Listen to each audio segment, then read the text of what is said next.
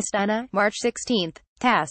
The guarantors of the Syrian ceasefire, Russia, Turkey and Iran, will continue cooperating to eliminate the Islamic State terror group, outlawed in Russia, and other terrorist groups, the three countries' foreign ministers said in a joint statement adopted at a meeting in Kazakhstan's capital of Astana on Friday.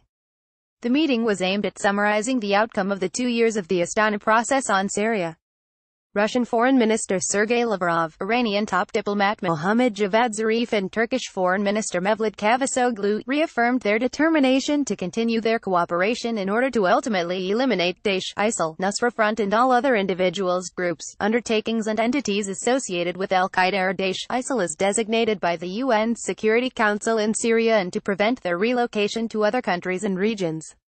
The three top diplomats also welcomed the UN Security Council Resolution 2401 in response to the grave humanitarian situation all across Syria, including in eastern Ghouta, Yarmouk, Foa and Kefaria, Idlib Governorate, northern Hama Governorate, Rukban and Raqqa.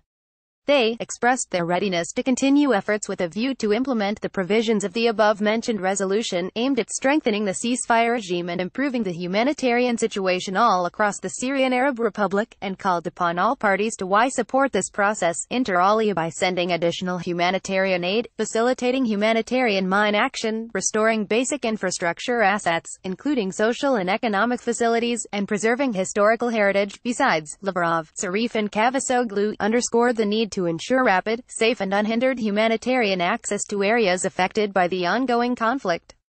The parties expressed their concern with the ongoing violations of the ceasefire regime, and declared that, as guarantors of the ceasefire regime, they would step up their efforts to ensure observance of the respective agreements. The statement added, in addition, the three foreign ministers called upon the representatives of the government of the Syrian Arab Republic and the opposition committed to the sovereignty, independence, unity, territorial integrity and non-fractional character of Syria as well as the international community to support the work of the Constitutional Committee.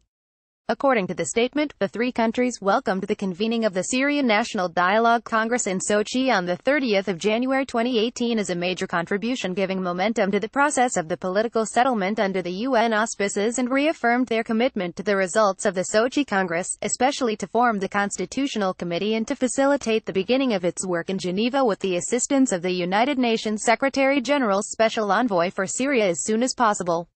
At the same time, the Russian, Iranian and Turkish top diplomats took note of the state of implementation of the memorandum of 4 May 2017 on the creation of the de-escalation areas in Syria, reaffirmed their determination to continue implementing its provisions with respect to all 4 de-escalation areas, and also emphasized that under no circumstances the creation of the de-escalation areas should undermine the sovereignty, independence, unity and territorial integrity of the Syrian Arab Republic. On December 6, 2017, Russian President Vladimir Putin announced the total defeat of the Islamic State terror group on both banks of the Euphrates River in Syria. On December 11, he ordered the Russian Defense Ministry to begin the withdrawal of troops from Syria. On December 22, Russian Defense Minister Sergey Shoigu reported to President Putin that his order had been implemented. However, 3 Russian military police units still remain in Syria. The Russian Center for Reconciliation and the Hamimim and Tartus bases continued to operate.